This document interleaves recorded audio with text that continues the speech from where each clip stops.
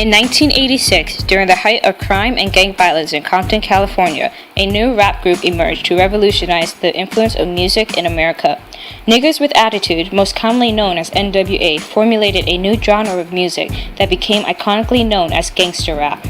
Their popularity grew exponentially and spread into mainstream media with the release of their first album, Straight Outta Compton.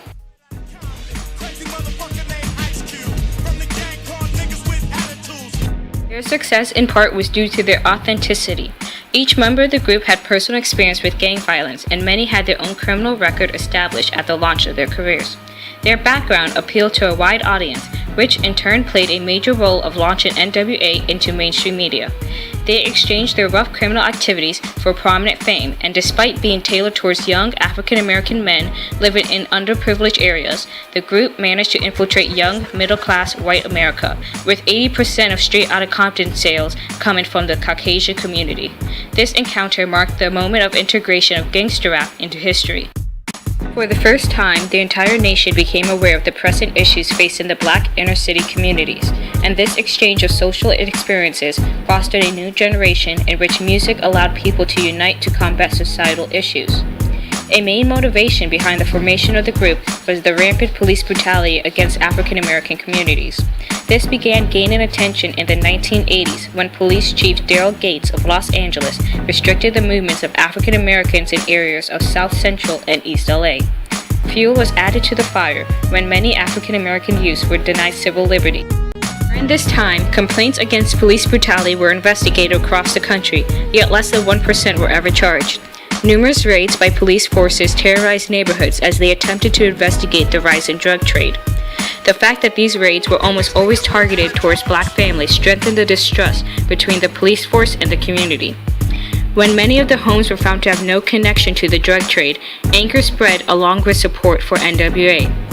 The result is the inspiration behind the blatant disregard for police authority in NWA's songs, the most infamous being Fuck the Police. These encounters exposed the extent of corruption against the African American community, and the subsequent outcry set a precedent for the violent years to follow. The group used their explosive lyrics to explore police brutality and government corruption, eventually taking further steps to confront their abuse of power. They proclaimed their resentment of the treatment of young Black men by an overwhelming white police force. Interviews they had partaken in distinguished them as a legitimate threat to the societal foundation of corruption. Their commentary on the beating of Rodney King, an unarmed Black man, by Los Angeles policemen solidified their image as advocates of the African American community. Their music foretold of LA riots that resulted in the aftermath of an oppressed minority reaching their breaking point. Their rebellious nature enticed youths of all color, and the group became a defining figure in pop culture. Their rebellion was not without consequence, though. The shift from criminal activity to prominent influence did not go unnoticed by the media or law enforcement. During a concert in Detroit, the Detroit Police Department, with approximately 200 officers in attendance, interrupted their live performance of their controversial song, Fuck the Police. This is the most infamous encounter between the group and the police force. Retired Detroit Police Sergeant Larry Courts recalled from the event claiming, "We didn't think there was going to be a riot, but we had our marching orders. We were told that under no circumstances they are to perform that song." The resulting violence from the crowd revealed that NWA had already altered the effect of music on the masses and brought national spotlight to the First Amendment.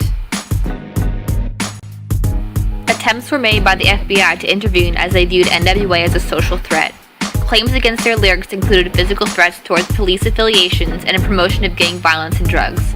This intervention was not taken lightly by the group, yet they unanimously made no effort to dilute the crudity of their lyrics.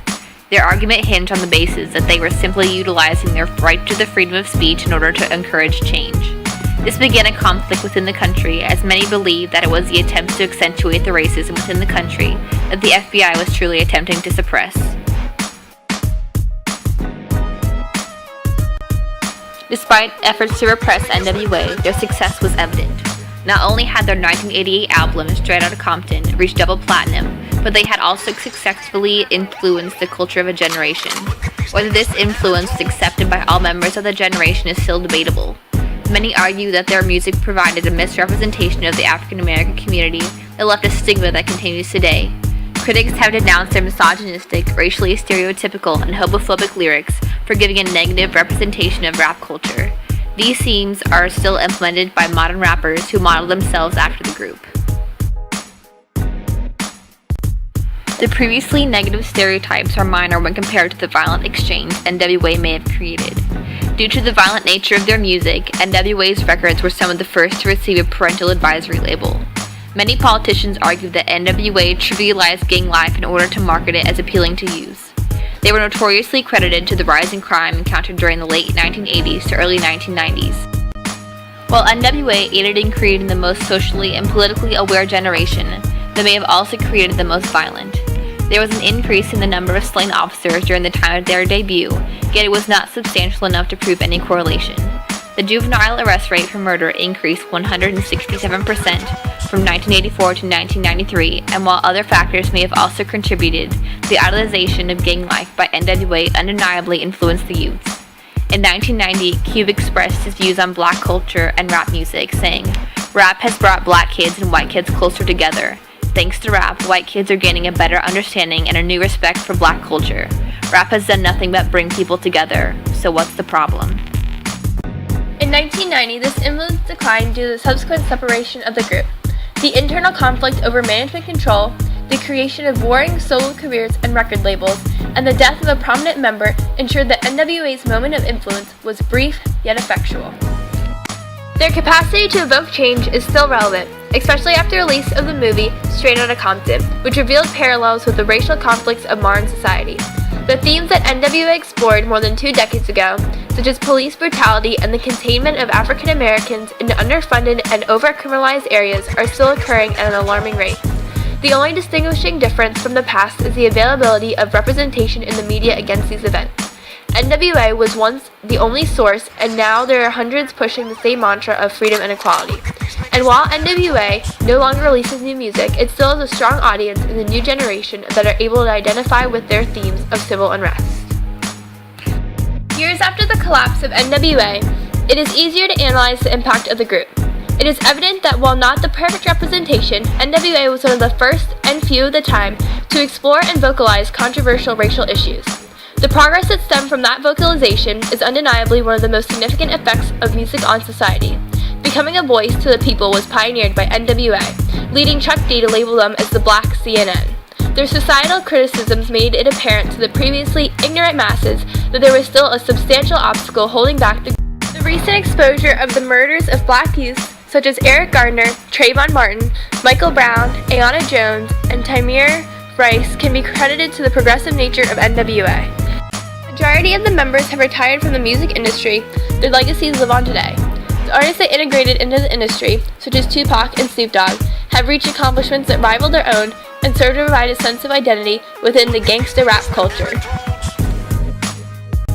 NWA marks an era of exploration as they redefine new boundaries of music and is a turning point in the history of rap.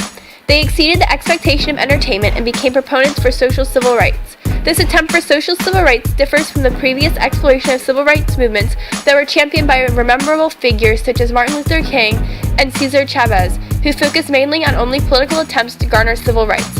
NWA's unconventional methods of social exchange was the beginning of a new wave of civil rights protests that unified a generation and continues to have an impact on society today.